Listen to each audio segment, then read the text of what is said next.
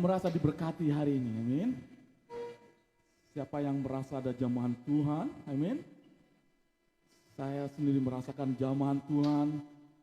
Saya sendiri merasakan apa yang kering di dalam kehidupan batin saya. Seperti ada air yang begitu segar mengalir di dalam kehidupan jiwa saya. Dan saya percaya itu juga terjadi di dalam kehidupan saudara-saudara semua. Amin.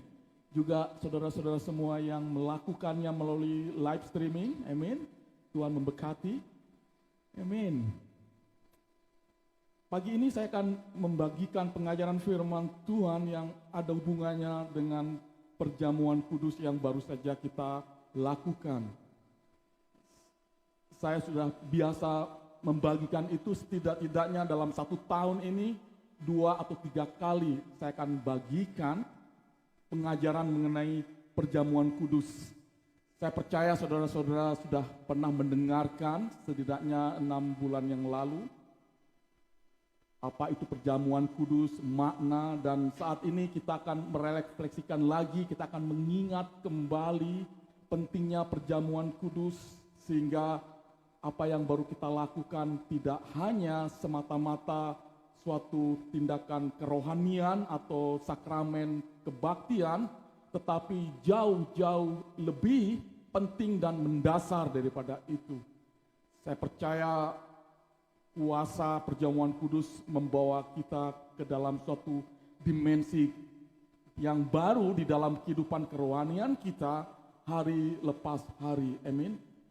Saya juga tidak segan-segannya berkatakan bahwa kebaktian perjamuan kudus adalah salah satu yang favorit, yang sungguh saya suka melakukan itu. Karena pada saat-saat seperti itu kita biasanya sendiri berdoa, merenungkan firman Tuhan, tetapi melalui perjamuan kudus ini kita merenungkan bersama-sama satu jemaat. Amin. Ada satu blending urapan, ada satu blending hadirat Tuhan di tengah-tengah kita semua, dan sungguh itu hal yang luar biasa. Amin. Selain itu juga melalui perjamuan kudus ini, itu adalah waktu yang sangat baik. Amin. Mungkin 3-5 menit yang kita lakukan, tetapi itu membawa suatu dampak yang luar biasa pada saat saudara betul-betul menghayati itu. Menghayati itu gitu ya. Sehingga betul-betul memberikan suatu restorasi, memberikan suatu kebangunan rohani, memberikan suatu kesembuhan, bahkan kebutuhan-kebutuhan apapun yang saudara inginkan, saudara, saya percaya Tuhan akan memenuhi itu. Amin. Bahkan mungkin masalah-masalah yang saudara hadapi, mungkin permasalahan perekonomian, kesehatan, konflik mungkin dengan keluarga, ataupun konflik-konflik yang dimana saudara hadapi dalam pekerjaan, inilah yang terbaik.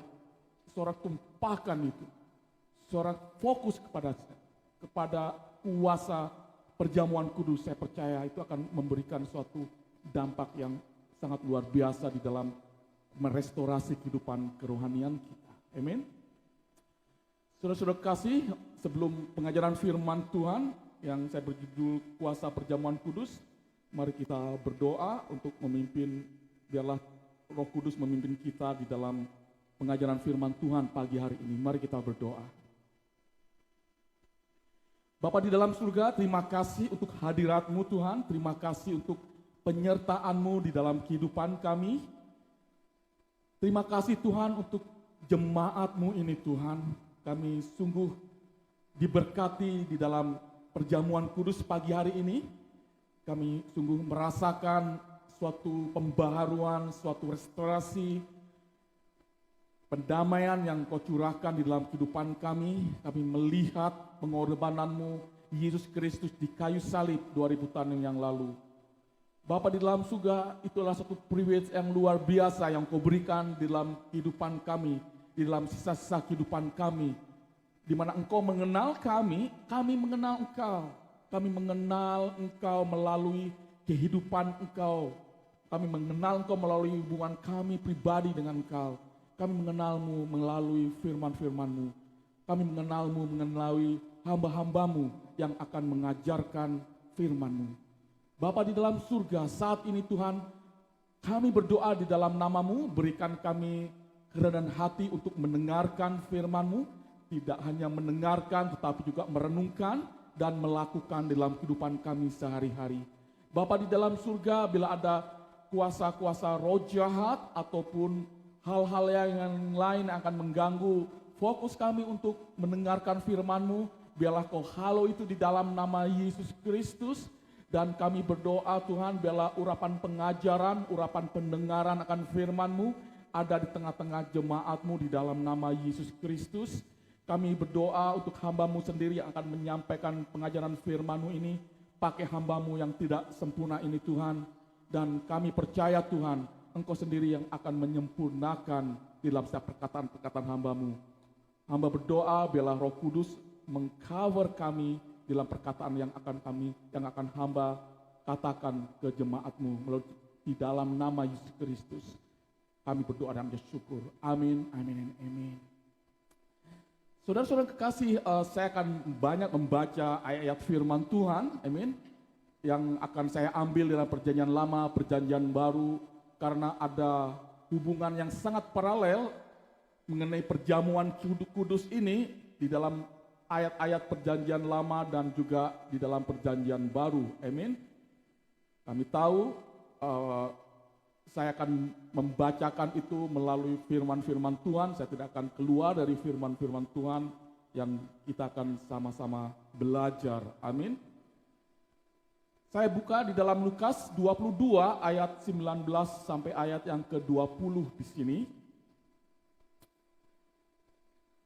Firman Tuhan, lalu ia mengambil roti, mengucap syukur, memecah-mecahkannya dan memberikannya kepada mereka, katanya, inilah tubuhku yang diserahkan bagi kamu, perbuatlah ini menjadi peringatan akan aku.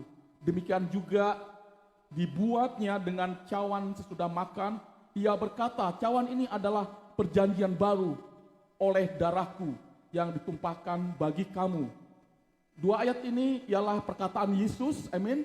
Pada waktu Yesus mempersiapkan diri di dalam penyaliban, pada waktu kita tahu murid-muridnya begitu bingung, mengalami suatu kebingungan karena hari-hari terakhir di mana Yesus akan disalibkan di sini. Tetapi pada saat-saat seperti itu, Yesus melakukan perjamuan kudus dengan murid-muridnya. Saudara-saudara kekasih, kita tahu bahwa perjamuan kudus adalah apa yang juga sudah ada di dalam perjanjian lama di sini. Nanti juga kita akan belajar bersama-sama, amin. Perjamuan kudus berarti melakukan communion, amin. Bersekutu, menghabiskan waktu bersama-sama. Dan itulah pentingnya melakukan suatu perjamuan, melakukan suatu persekutuan, tidak putus-putusnya. Saya percaya apa yang baru saja kita lakukan dalam 5-10 menit terakhir ini adalah suatu simbol saja, amin. Kita melakukan komunion dengan Allah, tetapi saya percaya saudara melakukan itu setiap hari, amin. Dimanapun saudara berada, saudara melakukan itu setiap hari. Baik saudara sadar atau tidak, pada saat saudara bertobat menerima Yesus sebagai Tuhan dan Juru Selamat, Roh Allah tinggal di dalam kehidupan saudara. Mungkin kemampuan saudara, kondisi saudara mungkin cuma 5-7%, tetapi pada saat saudara menyerahkan hidup saudara kepada Allah, selebihnya Allah bekerja di dalam kehidupan saudara. Amin. Allah memimpin kehidupan saudara, Allah terus bekerja melalui kuasa Roh Kudus-Nya. Amin. Itulah komunion, perlunya kita melakukan suatu persekutuan dengan Allah. Dan sungguh hal yang indah di dalam persekutuan kita melakukan sakramen perjamuan kudus ini, tidak hanya kita melakukan satu tradisi ritual, tetapi jauh-jauh lebih penting daripada itu, di mana kita bersama-sama juga di dalam satu hidangan meja dengan Allah. Amin. Kita bersama-sama, dan tidak hanya itu saja, kita sama satu iman, satu roti bersama-sama, dan disitulah kita merasakan ada suatu kesatuan. Saudara-saudara kekasih, di dalam 1 Petrus 2 ayat yang ke-24 di sini dikatakan, Ia sendiri telah memikul dosa kita di dalam tubuhnya di kayu salib, supaya kita yang telah mati terhadap dosa hidup untuk kebenaran. Oleh bilur-bilurnya kamu telah sembuh. Di sini ada kata-kata yang sangat penting di sini. Kita mati terhadap dosa dan kita hidup di dalam kebenaran. Firman Tuhan juga mengatakan oleh bilur-bilurnya, oleh darah Yesus yang tercurah, kita telah sembuh. Sembuh dari penyakit fisik, sembuh dari penyakit mental, emosi, sembuh dari penyakit kerohanian, sembuh di dalam setiap area kehidupan kita. Kita imani itu, amin. Kita imani itu hari lepas hari di dalam kehidupan kita. Di dalam Efesus 1 ayat 7, sebab di dalam Dia dan oleh darahnya kita beroleh penebusan, yaitu pengampunan dosa menurut kekayaan kasih karunia-Nya.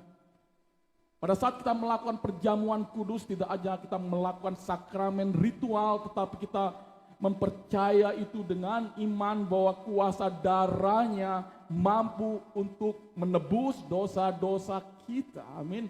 Dosa kecil apapun, dosa sebesar apapun, kita mempercaya itu sesuai dengan kasih dan karunia-Nya. Amin. Untuk itu saudara, kita terus melihat Allah, kita terus memandang Allah, dan biarlah kasih karunia Allah bekerja di dalam kehidupan saudara dan saya untuk mengaktifkan kuasa darah Yesus Kristus yang mampu untuk menebus dosa-dosa kita. Amin. Kita bisa melihat dalam perjanjian lama di sini, kita tahu ada satu paralel, ada satu kesamaan dari perjanjian lama maupun perjanjian baru. Amin. Kita bisa melihat di dalam kehidupan, di dalam Keluaran, kita melihat bahwa bangsa Israel dijajah ratusan tahun oleh bangsa Mesir. Dan di sini bagaimana Tuhan melakukan suatu tindakan penyelamatan. Tuhan memberikan tulah-tulah kepada bangsa Israel, dan ada satu tulah di mana tulah itu adalah apa saudara? Setiap anak sulung orang-orang Mesir akan meninggal, baik itu manusia maupun binatang. Dan Allah mengirim malaikat mautnya kepada seluruh bangsa Mesir pada waktu itu. Tetapi apa yang Tuhan janjikan kepada bangsa Israel di sini, di dalam Keluaran 12 ayat yang ke-12 sampai yang ke-13, yang juga kita ada hubungannya dengan perjamuan kudus tentunya. Sebab pada malam ini aku akan menjalani tanah Mesir, dan semua anak sulung dari anak manusia sampai anak binatang akan kubunuh. Dan kepada semua Allah di Mesir akan kujatuhkan hukuman. Akulah Tuhan. Dan darah itu menjadi tanda bagimu pada rumah-rumah di mana kamu tinggal. Apabila melihat darah itu, maka aku akan lewat daripadamu. Jadi tidak akan ada tulah kemusnahan di tengah-tengah kamu apabila aku menghukum tanah Mesir. Amin. Darah Yesus. Saudara-saudara kekasih, dalam Keluaran 12 ayat 14 sampai ayat 15 di sini, hari ini akan menjadi hari peringatan bagimu. Kamu harus merayakannya sebagai hari raya bagi Tuhan turun-temurun. Kamu harus merayakannya sebagai ketetapan untuk selamanya. Kamu makanlah roti yang tidak beragi 7 hari lamanya. Pada hari pertama pun kamu buanglah segala ragi dari rumahmu. Sebab setiap orang yang makan sesuatu yang beragi dari hari yang pertama sampai hari ke-7, orang itu harus dilenyapkan dari antara orang Israel. Saudara-saudara, itu sejarah bangsa Israel yang sungguh menghargai satu hari raya Passover, hari raya Paskah. Satu perayaan kemenangan yang Tuhan berikan pada waktu itu, di mana tidak hanya bangsa Israel terlepas dari setiap kutuk, tulah, kemusnahan, tapi Allah sendiri yang senantiasa melindunginya. Dan kita tahu di dalam perjanjian baru ini pun itu adalah satu hal yang sangat luar biasa yang terus kita lakukan di dalam perjamuan kudus ini. Coba kita lihat juga di dalam perjanjian baru di sini yang juga ada satu ayat-ayat firman Tuhan yang relevan. Di dalam Yohanes 6 ayat 35 kata Yesus kepada mereka, "Akulah roti hidup. Barang siapa datang kepadaku, ia tidak akan lapar lagi. Dan barang siapa percaya kepadaku, ia tidak akan haus lagi." Di dalam perjanjian lama, di dalam Keluaran tadi sudah kita dengarkan, melambangkan roti, dan di sini Yesus juga melambangkan roti yang tidak beragi. Apa maksudnya di sini? Yaitu bahwa Yesus adalah anak Allah yang suci, yang murni, yang tidak berdosa, yang tidak cacat, yang dimana sebagai tumbal dosa umat manusia yang percaya kepadanya. Amin. Tidak hanya itu saja, pada saat perjanjian lama ada simbol katakan mengenai domba, kambing juga. Di dalam Keluaran 12 ayat 5-6 saya bacakan juga di sini, "Anak dombamu itu harus jantan, tidak bercela, berumur setahun. Kamu boleh ambil domba atau kambing. Kamu harus mengurungnya sampai hari yang ke-14 bulan ini. Lalu seluruh jemaah Israel yang berkumpul harus menyembelihnya pada waktu senja." Ada relevansi di dalam perjanjian baru di dalam Yohanes 1 ayat yang ke-29. Pada keesokan harinya Yohanes melihat Yesus datang kepadanya dan ia berkata, "Lihatlah anak domba Allah yang menghapus dosa dunia." Kembali lagi di dalam Keluaran 12 ayat yang ke-46 di sini, Paskah itu harus dimakan dalam satu rumah juga. Tidak boleh kau bawa sedikit pun dari daging itu keluar rumah. Satu tulang pun tidak boleh kamu patahkan. Apa yang ada dalam perjanjian baru juga kita akan dengar di sini. Yohanes 19 ayat 33 sampai 34. Tetapi ketika mereka sampai kepada Yesus dan melihat bahwa ia telah mati, mereka tidak mematahkan kakinya. Tetapi seorang dari antara para prajurit itu menikam lambungnya dan dengan tombak, dan segera mengalir keluar darah dan air di sini. Di sini bagaimana Yesus Kristus sebagai simbol, yaitu domba yang tak bernoda dan tak bercela, dan juga bagaimana simbol di mana Yesus mati, di mana tidak ada satu tulang pun yang dipatahkan, dan itu sesuai dengan perjanjian lama. Amin. Kita bisa juga melihat di dalam Kejadian 12 ayat 1 sampai yang 3 di sini. Saudara-saudara kekasih, kita bisa melihat bahwa perjamuan kudus tidak hanya menyelamatkan kita dari dosa, melindungi kita, tetapi itu adalah suatu simbol covenant, gitu ya. Suatu covenant antara Allah dengan umatnya, atau antara sesama manusia dengan sesama manusia, atau sama bangsa dengan sesama bangsa, atau sama suku dengan sesama suku. Dan biasanya itu disimbolkan dengan meal atau makanan seperti itu ya.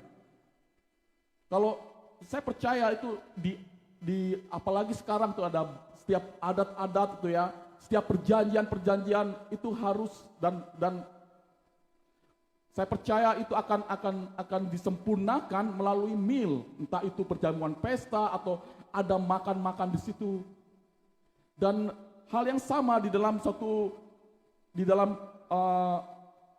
Middle East ya, di dalam suatu sejarah kuno seperti itu, makanan itu ada kadang-kadang adalah satu simbol yang dimana dipakai untuk satu covenant, satu perdamaian.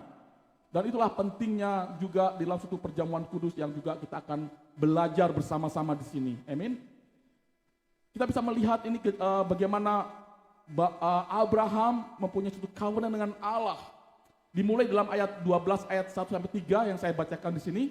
Berfirmanlah Tuhan kepada Abram, "Pergilah dari negerimu dan dari sanak saudaramu dan dari rumah bapamu ini ke negeri yang akan kutunjukkan kepadamu.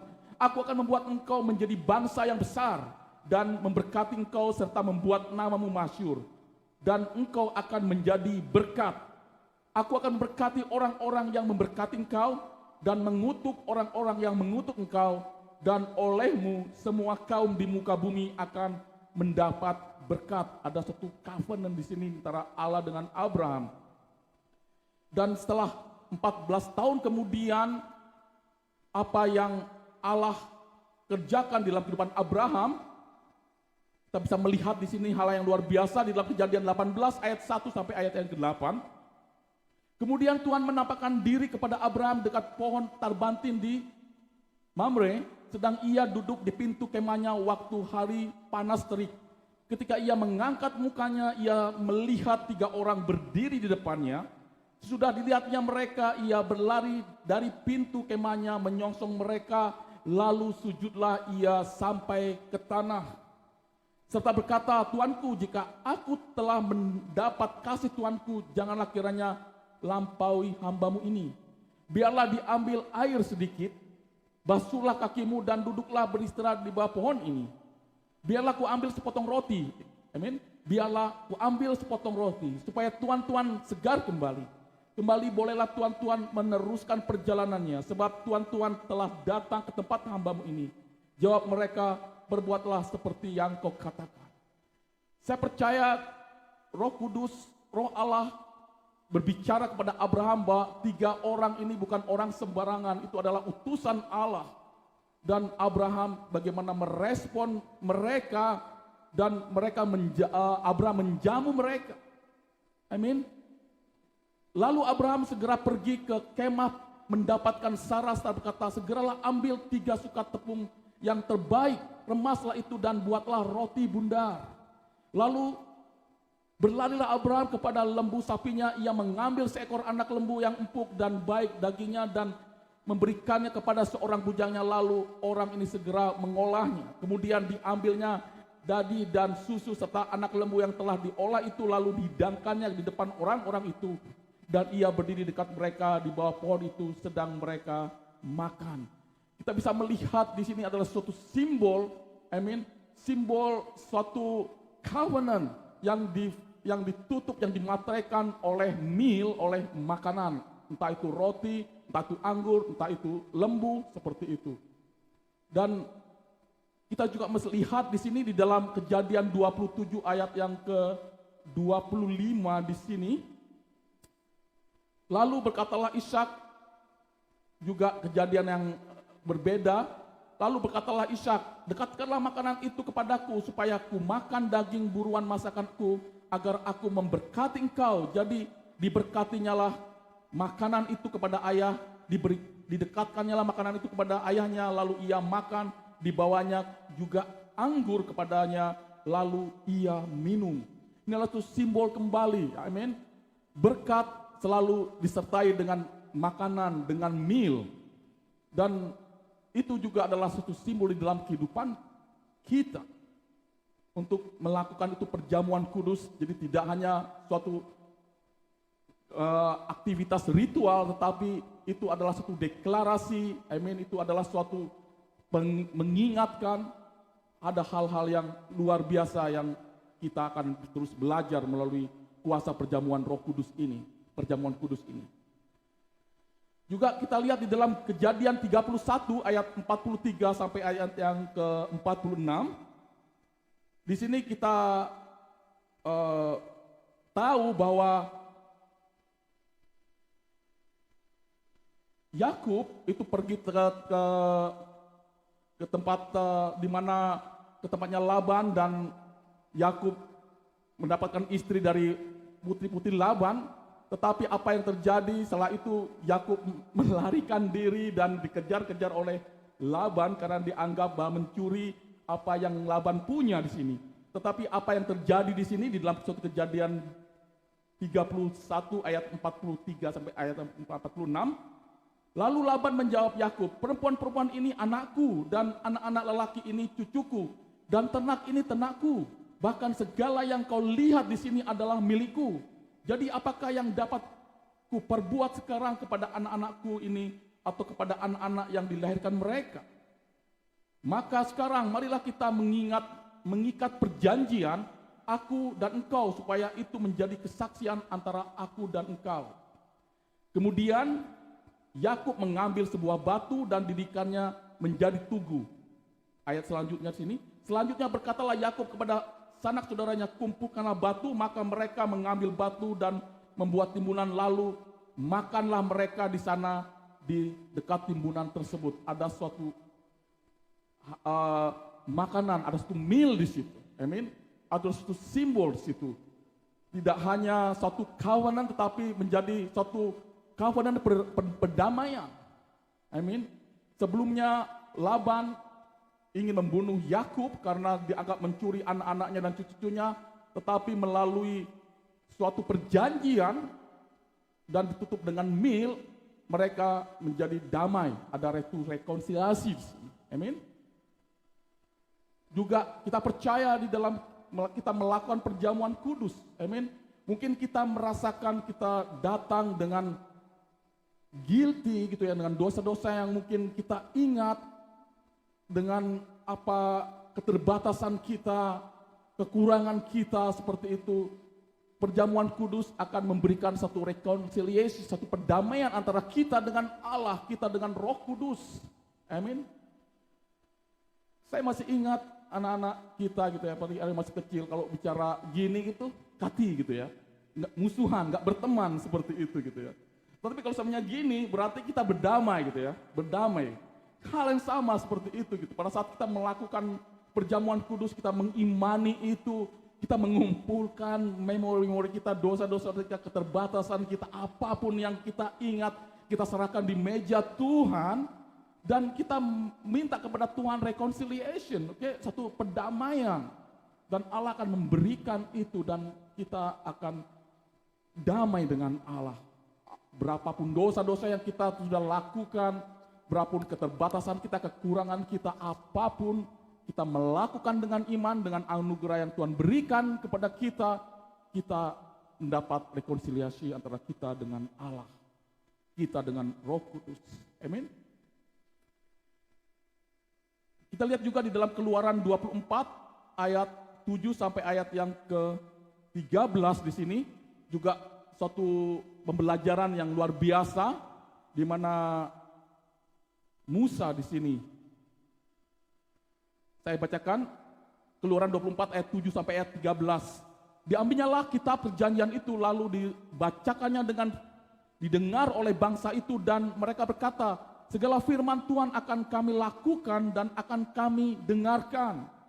Kemudian Musa mengambil darah itu dan menyiramkannya pada bangsa itu serta berkata, inilah darah perjanjian yang diadakan Tuhan dengan kamu berdasarkan segala firman ini.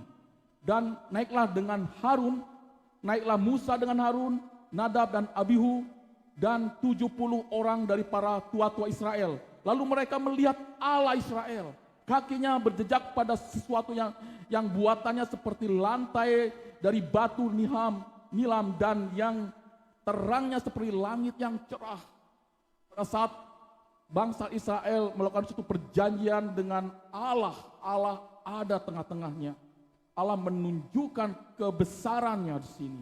Tetapi kepada pemuka-pemuka orang Israel itu tidaklah diulurkannya tangannya, mereka memandang Allah lalu makan dan minum. Amin. Lagi makan dan minum. Tuhan berfirman kepada Musa, naiklah menghadap aku ke atas gunung dan tinggallah di sana, maka aku akan memberikan kepadamu loh batu, yakni hukum dan perintah yang telah kutuliskan untuk diajarkan kepada mereka. Lalu bangunlah Musa dengan Yosua, abdinya, maka naiklah Musa ke atas gunung Allah itu. Kita bisa belajar di sini, Musa walaupun melambangkan hukum Taurat, Musa melakukan, Tuhan memberikan hukum Taurat itu kepada Musa. Kita sekarang sungguh jauh-jauh lebih besar lagi pada saat kita mengerti dan mengimani kuasa perjamuan kudus di dalam kehidupan kita. Saudara-saudara kasih, di sini kita belajar mengapa kita melakukan perjamuan kudus. Amin. Mengapa kita melakukan perjamuan kudus? Ada 3 hal di sini yang juga kita akan belajar bersama-sama, yaitu yang pertama memperingati, yang kedua menghormati, dan yang ketiga rekonsiliasi. Sebenarnya akan lebih mudah dalam bahasa Inggris, ada 3 re di sini, gitu kan. Remembers, agak sulit ya. Remembrance. Kedua, reverence. Dan yang ketiga, reconciliation. Oke, sekarang kita lihat dari hal yang memperingati di sini. Di dalam Lukas 29 ayat 19 sampai ayat yang ke-20. Juga tadi sudah kita baca bersama-sama, kita dengarkan kembali. Lalu ia mengambil roti, mengucap syukur, memecah-mecahkannya dan memberikannya kepada mereka, katanya, inilah tubuhku yang diserahkan bagi kamu, perbuatlah ini menjadi apa? Menjadi peringatan akan aku.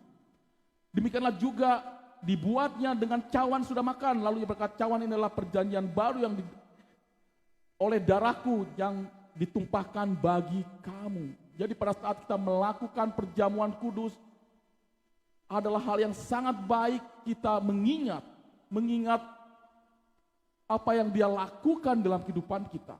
Bagaimana kita sebelum mengenal dia sebagai Tuhan dan Juru Selamat, bagaimana kehidupan kita sebelumnya. Tetapi sekarang juga kita mengingat bagaimana Allah terus campur tangan dalam setiap area kehidupan kita. Dia mati bagi kita, amin. Dia menyerahkan nyawanya bagi kita. Kita mengingat kebaikan Tuhan. Kita mengingat firman-firmannya, kita mengingat setiap apa yang terus dikerjakan Allah di dalam kehidupan kita.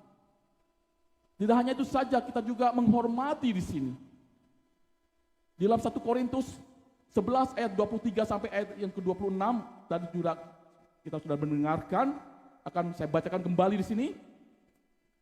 Sebab apa yang telah kutuliskan kepadamu telah aku terima dari Tuhan, yaitu bahwa Tuhan Yesus pada malam waktu ia diserahkan mengambil roti, dan sudah itu ia mengucap syukur atasnya, ia memecah-mecahkannya dan berkata, inilah tubuhku yang diserahkan bagi kamu, perbuatlah ini menjadi peringatan akan aku. Demikian juga ia mengambil cawan sudah makan, lalu berkata, cawan inilah adalah perjanjian baru yang disebutkan oleh darahku. Perbuatlah ini setiap kali kamu meminumnya menjadi peringatan akan aku. Ayat ke-26, sebab setiap kali kamu makan roti dan minum cawan ini, kamu memberitakan kematian Tuhan sampai ia datang. Saya tekankan memberitakan, ya. Memberitakan, announce, memberitakan, jadi membroadcasting. Amin. Berarti apa saudara? Kita menghargai itu, kita menghargai. Satu contoh saudara di dalam dunia olahraga katakan gitu ya. Pada saat satu negara memenangkan perlombaan, gitu ya, perlombaan salah satu olahraga, katakan tinju ataupun renang apapun, apa yang mereka lakukan, mereka menyanyikan lagu kebangsaan mereka sesuai juga dengan apa lambang benderanya, dan mereka menghargai ke atas seperti itu gitu ya. Dan itulah kita menghargai itu. Apa yang membedakan antara remembrance dengan menghargai, ya memberitakan beda seperti itu. Mungkin kalau seandainya ada orang-orang tuh yang tidak menghargai bendera tuh ya, yang sebagai lambang negara, mungkin mereka merobek atau mereka menginjak-injak apapun, selama mereka itu tidak diketahui, tidak jadi masalah tuh ya.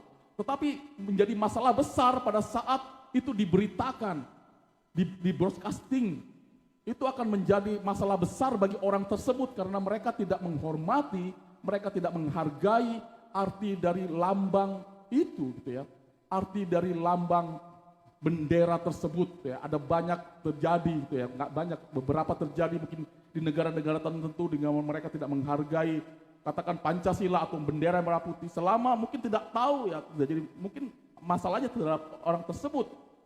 Tetapi juga pada saat ini gitu ya, kita memberitakan kematian Tuhan, kita memberitakan, mengikrarkan bahwa tubuh Yesus dan darah Yesus itu kita harus junjung tinggi, kita harus hormati itu. Dan saya percaya kehidupan iman kita akan terus bertumbuh dengan melakukan itu, tidak menganggap remeh arti dari perjamuan kudus tersebut. Amin. Dan yang ketiga di sini tidak hanya memperingati, memberitakan atau menghormati, juga mereconciliation, ya, itu perdamaian di sini. Saya bacakan di sini dalam Yohanes 21 ayat 3 sampai ayat 17, ada 10 menit lagi, amin. Kata Simon Petrus kepada mereka, aku pergi menangkap ikan. Kata mereka kepadanya, kami pergi juga dengan kau. Mereka berangkat lalu naik ke perahu. Tetapi malam itu mereka tidak menangkap apa-apa. Ketika hari mulai siang, Yesus berdiri di pantai. Akan tetapi murid-murid itu tidak tahu bahwa itu adalah Yesus. Ini kejadian setelah Yesus mati di kayu salib dan bangkit dari kematiannya. Kata Yesus kepada mereka, hai anak-anak, apakah kamu mempunyai lauk pauk? Jawab mereka, tidak ada.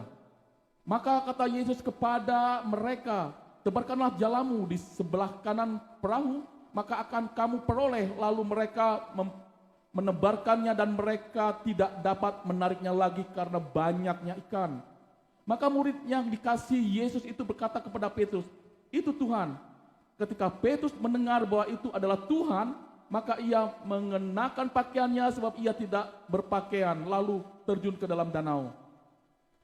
Murid-murid yang lain datang dengan perahu karena mereka tidak jauh dari darat, hanya kira-kira 200 hasta saja, dan mereka menghela jala yang penuh ikan itu. Ketika mereka tiba di darat, mereka melihat api arang dan di atasnya ikan dan roti. Meal, sekali lagi, again meal ya. Kata Yesus kepada mereka, bawalah beberapa ikan yang baru kamu tangkap itu. Simon Petrus naik ke perahu, lalu menghela jala itu ke darat, penuh dengan ikan-ikan besar, 153 ekor banyaknya. Dan sungguh pun sebanyak itu, jala itu tidak koyak. Kata Yesus kepada mereka, marilah dan sarapanlah. Tidak ada di antara murid-murid yang berani bertanya kepadanya, siapakah engkau? Sebab mereka tahu bahwa ia adalah Tuhan. Yesus maju ke depan, mengambil roti dan memberikannya kepada mereka. Demikianlah juga ikan itu. Kembali lagi meal gitu ya, makanan. Itulah ketiga kalinya Yesus menampakkan diri kepada murid-muridnya. Sesudah ia bangkit dari antara orang mati. Sudah sarapan, Yesus berkata kepada Simon Petrus, Simon anak Yohanes, apakah engkau mengasihi aku lebih daripada mereka ini? Jawab Petrus kepadanya, benar Tuhan, engkau tahu bahwa aku mengasihi engkau. Kata Yesus kepadanya, gembalakanlah domba-dombaku. Kata Yesus pula kepadanya untuk kedua kalinya, Simon anak Yohanes, apakah engkau mengasihi aku? Jawab Petrus kepadanya, benar Tuhan, engkau tahu bahwa aku mengasihi engkau. Kata Yesus kepadanya, gembalakanlah domba-dombaku. Kata Yesus kepadanya untuk ketiga kalinya, Simon anak Yohanes, apakah engkau mengasihi aku? Maka sedih hati Petrus karena Yesus berkata untuk ketiga kalinya, apakah engkau mengasihi aku? Dan ia berkata kepadanya, Tuhan, engkau tahu segala sesuatu, engkau tahu bahwa aku mengasihi engkau. Kata Yesus kepadanya, gembalakanlah domba-dombaku. Di sini apa yang kita belajar? Rekonsiliasi. Kita tahu Petrus sudah menolak Yesus sebelumnya di kematiannya gitu ya. Dengan apa? Dengan menolak, tidak mengenalnya. Ada suatu rasa bersalah yang besar yang ada dalam diri Petrus. Tetapi Yesus datang kepadanya melalui meal, makan bersama-sama, dan mengatakan, apakah engkau mengasihi aku? Ada suatu rekonsiliasi, ada suatu perdamaian antara Allah dengan dirinya. Amin. Sungguh luar biasa saudara, kalau kita bisa mengerti itu, kita bisa melakukan itu di dalam kehidupan kita sehari-hari. Saudara juga pasti mendengar mengenai anak yang terhilang, bagaimana bapaknya datang dan berkata kepada pembantu-pembantunya, mari kita buat pesta. Ada suatu perjamuan, ada suatu rekonsiliasi, suatu perdamaian. Amin. Sekarang ada hal-hal yang juga kita perlu untuk kita pelajari di sini. Mengapa kita melakukan perjamuan kudus? Pertama untuk memperingati, untuk menghormati, dan ketiga untuk merekonsiliasi. Sedangkan bagaimana jika kita melakukannya dengan tidak layak? Apa yang terjadi kalau sebenarnya kita tidak layak melakukan? Di dalam 1 Korintus 11 ayat 26 sampai ayat ke-30 di sini, sebab setiap kali kamu makan roti dan minum cawan ini, kamu memberitakan kematian Tuhan sampai ia datang. Jadi, barang siapa dengan cara yang tidak layak makan roti dan minum cawan Tuhan, ia berdosa terhadap tubuh dan darah Tuhan. Jelas sekali saudara ya. ia berdosa terhadap tubuh dan darah Tuhan. Karena itu hendaklah tiap-tiap orang menguji dirinya sendiri, dan baru sudah itu ia makan roti dan minum cawan itu. Kita melakukannya itu, kita berdoa itu, kita amin, sebelum kita melakukan perjamuan kudus. Karena itu adalah hal yang penting, suatu kebiasaan yang penting yang terus juga kita lakukan sebelum melakukan perjamuan kudus. Karena barang siapa makan dan minum tanpa mengakui tubuh Tuhan, ia mendatangkan hukuman atas dirinya. Sebab itu banyak di antara kamu yang lemah dan sakit, dan tidak sedikit yang meninggal. Saya baca selanjutnya dalam 1 Korintus 10 ayat yang ke-17. Karena roti adalah satu, maka kita sekalipun banyak adalah satu tubuh. Karena itu, karena kita semua mendapat bagian dalam roti yang satu itu.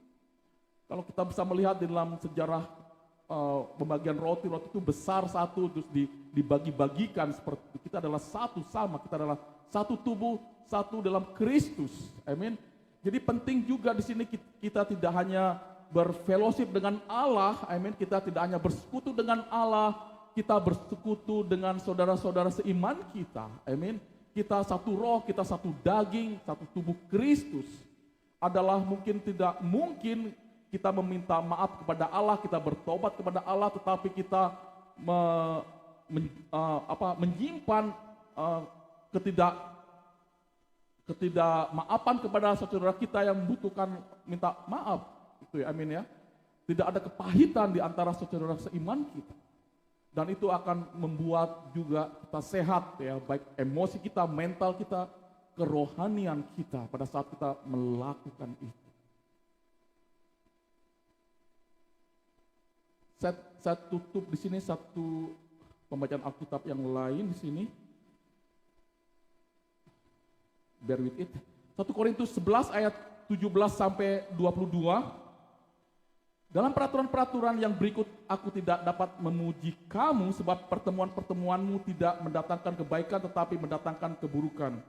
Sebab pertama-tama aku mendengar bahwa apabila kamu berkumpul sebagai jemaat ada perpecahan di antara kamu. Dan hal itu sedikit banyak aku percaya. Sebab di antara kamu harus ada perpecahan supaya nyata nanti siapakah di antara kamu yang tahan uji. Apabila kamu berkumpul, kamu bukanlah berkumpul untuk makan perjamuan Tuhan, sebab pada perjamuan itu tiap-tiap orang memakan dahulu makanannya sendiri sehingga yang seorang lapar dan yang lain mabuk. Apakah kamu tidak mempunyai rumah sendiri untuk makan dan minum? Atau maukah kamu menghinakan jemaat Allah dan memalukan orang-orang yang tidak mempunyai apa-apa? Apakah hal yang kukatakan kepada kamu memuji kamu? Dalam hal ini aku tidak memuji.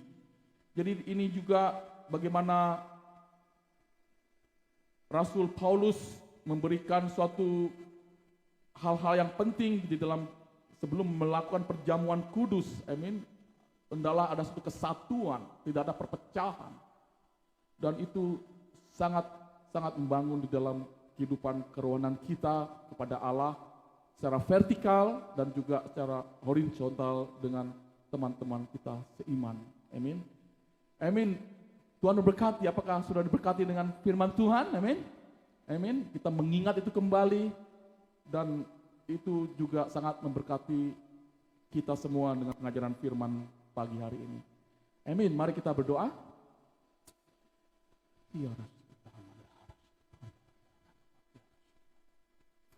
Bapak, terima kasih untuk firman-Mu yang sudah kamu bentangkan kepada jemaat-Mu. Kami tahu Tuhan, kami percaya itu apa yang Engkau sudah bagikan melalui hamba-Mu ini Tuhan. Iya dan amin Tuhan, kami amin itu di dalam kehidupan kami Tuhan. Untuk itu Tuhan, di dalam setiap kehidupan kami yang dimana kami mengerti Tuhan, kami melakukan mungkin hanya 1 bulan sekali Tuhan. Namun kami percaya Tuhan, kami bisa melakukan itu juga dalam kehidupan kami sehari-hari Tuhan. Di dalam kehidupan kami pribadi, keluarga kami dengan anak-anak kami Tuhan. Mengingat kebaikan-Mu, mengingat apa itu Kau kerjakan dalam kehidupan-Mu. Dan menghargai Engkau dan menjadi satu pendamaian dengan Engkau. Bapa di dalam surga, berikan kami roh kreativitas untuk mengerti dan melakukan itu dalam kehidupan kami sehari-hari.